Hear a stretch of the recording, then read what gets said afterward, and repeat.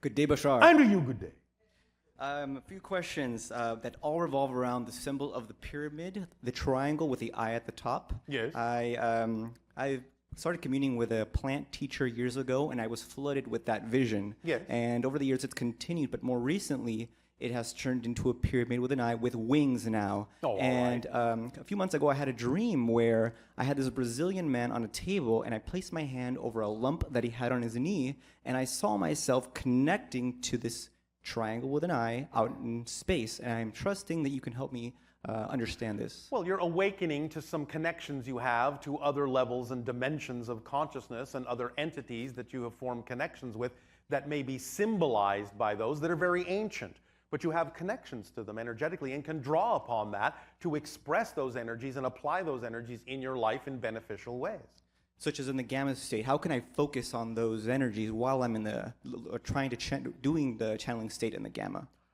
Well, again, when you're in the channeling state, you are in gamma, and whatever symbols need to appear and whatever connections need to come up will automatically do so, because in that gamma state, in the channeling state, these things happen synchronistically and automatically. You don't have to plan to grab this and grab that. What needs to come up will come up in exactly the right order at exactly the right timing. It's an automatic, self-guiding, self-perpetuating, self-expanding process. Perfect. Does that make sense? Absolutely, it All does. right. And John of God, what is that place? What is that place? Yes, the man that lives It's in a that place where a particular individual is radiating and connecting to a certain frequency that, if other people decide to match that frequency, can allow themselves to heal themselves in certain ways or find information or answers to things they have been searching for. And speaking of healing, would you be able to give me a permission slip to improve my eyesight to the point where I no longer need glasses? Look within.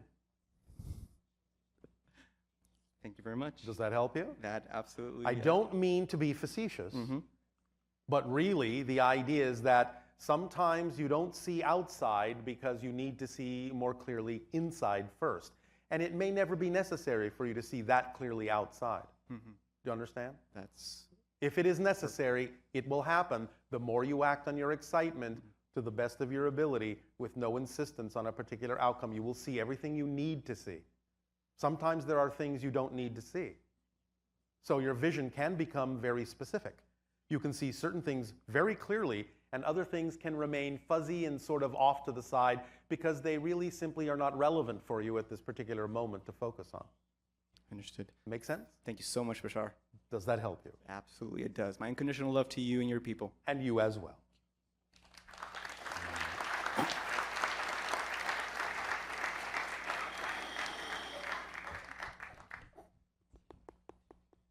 Hello, Bashar. And to you, good day. From the morning, I'm getting a strong feeling that you may have a message for me. If you have anything from my higher self or higher mind, can you? I'm going to ask you the same question I've been asking, because that's what the higher mind would ask. You do understand that the sensation you call excitement, that's actually your body's translation of a message from the higher mind, saying, do this first, do this now. Do you understand that? Yeah, I do. Are you acting on your excitement to the best of your ability with no insistence on a particular outcome every moment that you can? I'm not. Why? I don't know why. Yes, you do. What are you afraid of? What are you afraid will happen if you do? I think I just feel maybe lonely or just by myself. Lonely. Yeah. So you're not acting on your highest excitement, which could attract all sorts of people to interact with you in exciting ways because you're lonely? I don't know what the fear is. I'm just thinking maybe Yes, that you is, do. You're just not digging deep enough. Mhm. You have to make it conscious. You can't be afraid to find out what your fear is. Otherwise, you're stopping yourself. You're blocking yourself. You're isolating yourself. And that's why you're experiencing loneliness. Okay. Because you're afraid of what will happen if you actually become who you really know you are. What do you imagine is the most terrifying thing that might happen if you acted on your excitement to the degree that you would like to?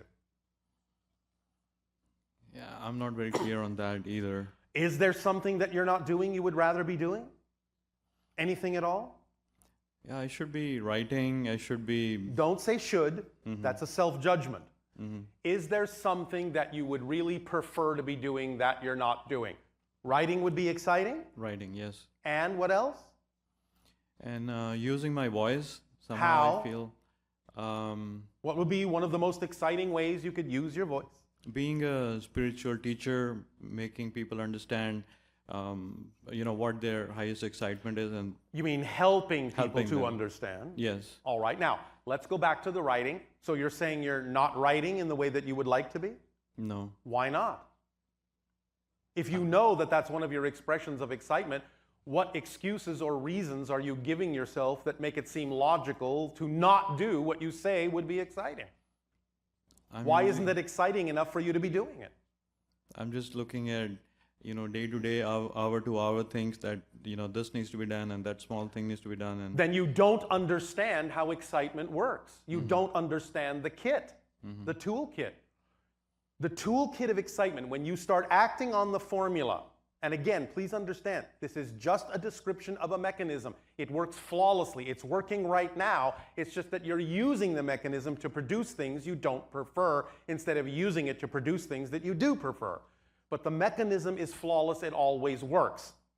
If you act to the best of your ability on anything that contains more excitement than any other option, take it as far as you can until you can take it no further, and do that action with absolutely no insistence on a particular outcome. You activate the complete kit of excitement, and the tools in that kit are, it becomes the thing that supports you in all the ways you need to be supported. It becomes the driving engine that moves you through life in the most accelerated way. It becomes the organizing principle of synchronicity that shows you exactly what you need to do, in what order and when, and what you don't have time to do at the end of any given day didn't need to be done. It is also the path of least resistance that allows you to flow through your life most effortlessly. It is the path that connects to all other expressions of excitement, no matter what form they may come in. It is also the reflective mirror that reveals to you anything within you as a definition that may be out of alignment with your excitement, so you can examine it, make it conscious, let it go, and add that energy to your excitement so you can continue to expand. And it leaves nothing relevant out.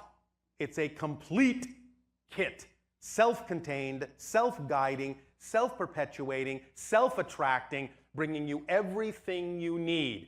So when you say, well, I have to do this and I have to do that, and these things are getting in the way of my excitement, you're working your life backwards.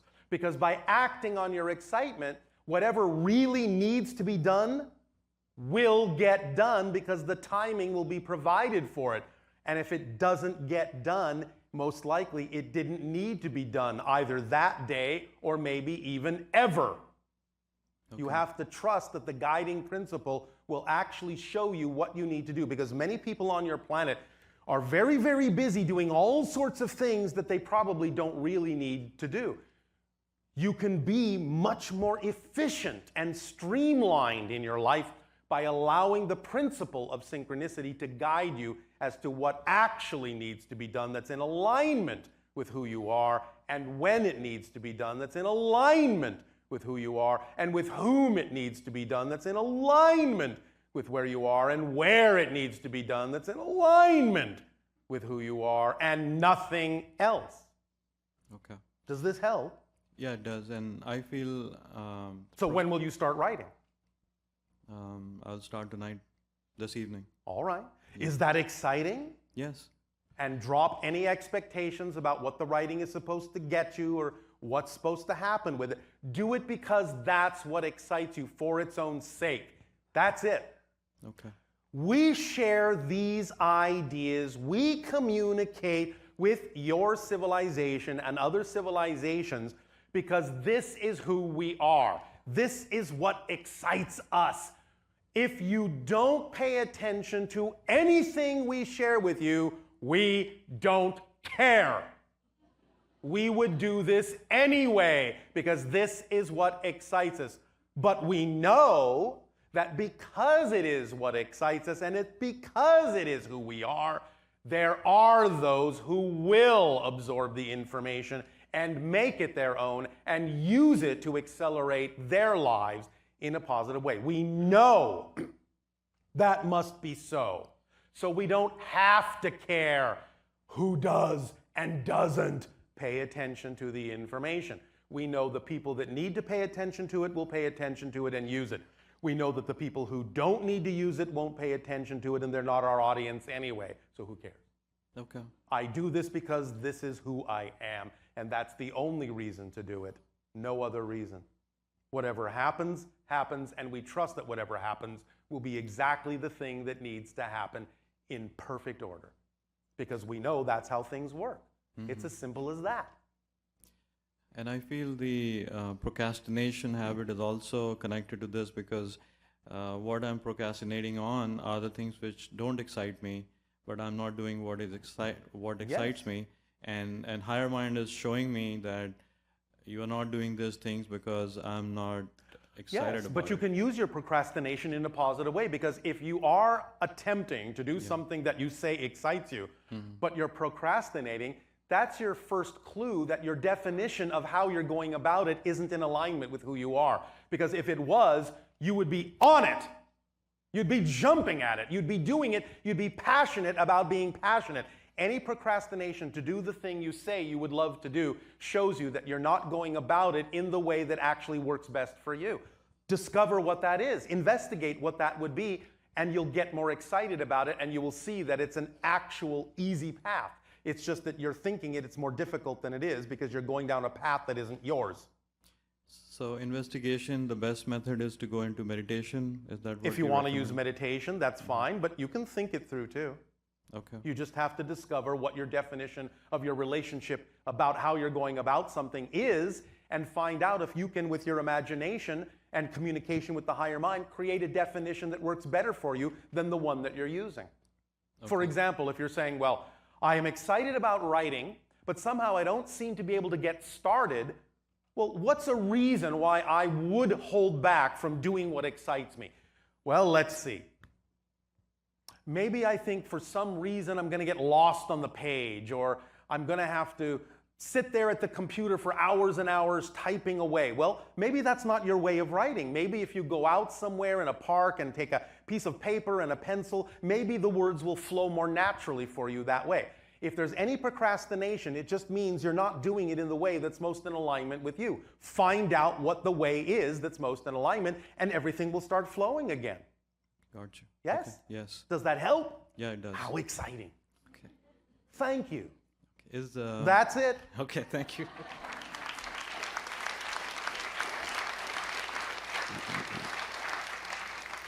If nothing else, and you feel procrastination, if you're really a writer, you would write about your procrastination.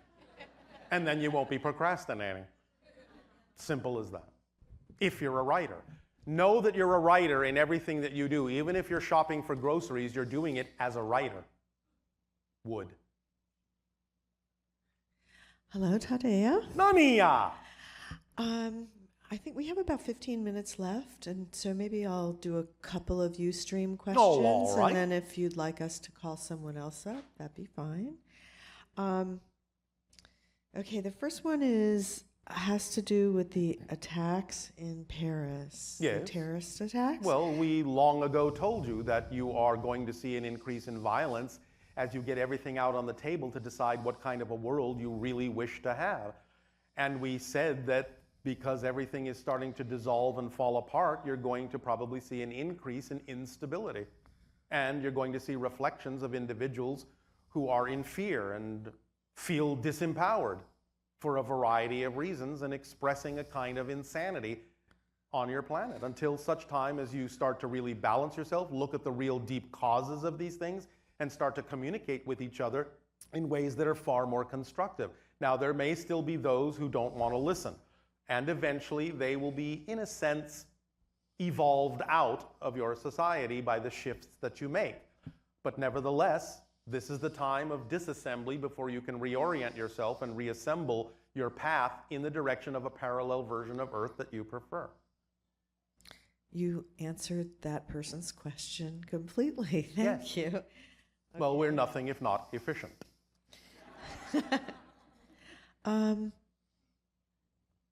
This person's writing in from China, Yes. and they said that they are a university student and they don't like the educational system at all. Well, there are many different kinds of educational systems that are being created on your planet now, but if they find none to their liking, they can always create a new one. Right, because they're saying, will there be any change for the education system on our planet? Yes, And as what we should- already said, there are changes taking place. What they really need to involve is the three-step process that we have outlined, where you create an environment, a safe environment, in which you can teach the idea of consequences of your choices in a way that doesn't have disastrous repercussions, allowing people to truly understand what these consequences are and take responsibility for them before they try them out in the world.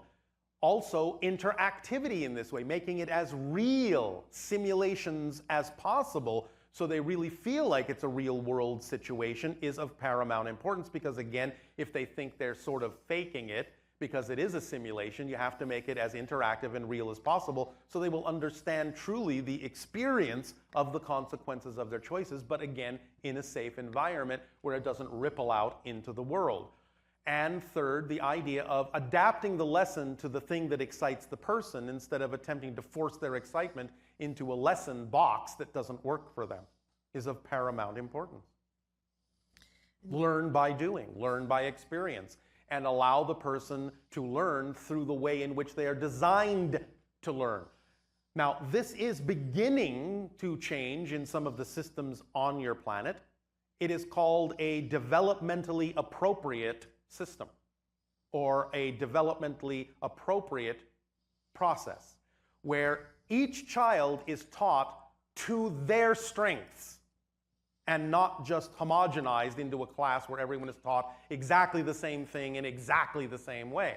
This is a step in that direction, where you start to tailor what you're teaching to each individual based on their excitement, their way of absorbing information, their way of interacting with the world, their way of processing information, and allowing them to learn by experience rather than simply throwing facts and figures at them, which will usually just bounce off their skulls anyway. Yeah, it's interesting. Back in the 60s, there was an educational system called Summerhill, Yeah. where the children didn't have to attend class at all. And they lived on site, and then they were able to learn whatever they wanted to. And interestingly, they found within a couple of weeks, all the kids that were wanting to stay home started showing up at class. Yes. And they started creating models and things like that to work from. Yes. And a lot of those kids ended up going to Harvard. Yes. So it was Learning interesting. is exciting. People want to learn if they are allowed to learn the way that it's natural for them to learn, in the way that's aligned with their excitement. People are sponges. They will absorb it all. They will find ways to adapt information that may be necessary in your society into a methodology that they can relate to. And then they will learn what they need to learn. They will learn the guidelines. Yes, of course, we understand there are certain things that may be handy for everyone on your planet to know, certain guidelines that are part of living your life in a productive and safe way. But these things can all be learned in a way that is in alignment with excitement. They don't have to be learned in a rote manner, and they can't be learned in a rote manner. It kind of brings to mind also that when we listen to your information, Yes. And even the recordings of your information, Yes. there's a holographic effect with it where when you listen to it, you hear something different every time Yes. because it seems so specifically designed Yes. to interact with the individual who's listening, their consciousness, in Yes. a way that's very specific to what they need to learn or what they're Yes. excited to learn. Exactly, because you are different people at every moment, and you will hear different things that we have embedded in the communications at different times. So is it just a frequency thing, like the kids in Yes. school? I don't know that they feel that kind of experience when they're being taught something. That's because they're not being taught holographically. Okay, so what is the energy that the information's imbued with that allows people to experience that? It's what we just said. In a holographic presentation where you know that everyone will pick up what they need to pick up, how they need to pick it up, when they need to pick it up, there is the allowance for that to happen in their own way, at their own pace, in their own timing, rather than the insistence that if they don't get it now, they've missed the train. Goodbye, sorry, you fail. It's the delivery of information in a way that contains the information and structures the information in a way that is actually designed specifically to allow everyone to absorb the information they need, and only the information they need, in exactly the way they need to absorb it. And is that also because the frequency that you're sharing is imbued with the gamma frequencies? Yes. So Because we are inducing you to also go into the gamma frequency in order to absorb the information on deeper levels of your consciousness by radiating that frequency and by allowing you to match that frequency if you wish to. Okay, so it's perfect. When you teach from the gamma state, Yes. and you share that energy, the individual that's listening then is encouraged to harmonize and reach the gamma state. Yes. And then they have a holographic experience with the information they're receiving. Yes, and this is why it's up to the adults who are teaching to be very, very imaginative and allow themselves to teach from the state of the higher mind, the gamma state, the imagination state. Because if there is a gamma teacher, it's far more probable that there will be a gamma class. And I don't know if this is the same topic, but I am wondering, NLP, neuro-linguistic programming, why is that so effective with human consciousness? Because it's a physical form of telepathy. The idea, again, remember, is that telepathy is not that you're reading someone else's mind, it's that you're having the same thoughts at the same time because you're on a similar wavelength. NLP, neuro-linguistic programming, entrains you to actually match in every way that you possibly can the actual physical and neurological modality of someone else. You're mirroring their actions, their behaviors, every movement, every sigh, their body language, their attitude, their energy. And when you match them perfectly enough, you will actually start having the same thoughts at the same time, and you will experience telepathy. You will know exactly what they're thinking by mirroring them. And then that simultaneously sort of reprograms your psyche? It can, yes. Okay. Depending upon what it is you're mirroring and what your intent is behind mirroring it. This is why the idea of role models can be important. Again, of course, you will always be unique. You'll always do it in your own way. But if you're picking positive role models that are already representative of a typical kind of behavior and reality and lifestyle that you prefer for yourself, well, by mimicking and doing the kinds of things that that person is doing in their life to the best of your ability, you start to take on that energy. You start to mirror that reality, and you will allow whatever version of it is unique to you to manifest in the easiest and most effortless possible way. You can use NLP that way. Does that help? Yeah, it's kind of interesting how our brains are wired to allow us to absorb information. It in is the specific receiver. ways. Yes, Yeah. it's the receiver between the higher mind and the physical mind. And it is wired to receive an array of frequencies on fractal scales. And it will interpret and download and transform those frequencies in a way that is relevant for whatever is possible in the belief system to be capable of being held in the personality. You're really expanding our perception of what we can do to teach in schools, in the educational system, from a completely, really new place, and then help these children to have a much more expansive and amazing it's not really that experience new learning. because there are times in your history where other civilizations used to understand this and use it. In particular, some of the ancient Atlantean teachings were more in this direction. But you've forgotten this and now you're remembering, so that's okay. That's great. It's just so much more fun to learn as a kid when you're doing Yes. what you love to do. And one of the most important things for allowing you to learn is to make sure that you are fueled up. So now, please, take your break and nourish yourselves so that you will be more capable of absorbing more information without wearing yourselves out. We will resume this transmission after your nourishment break. Enjoy. Thank you, Darryl.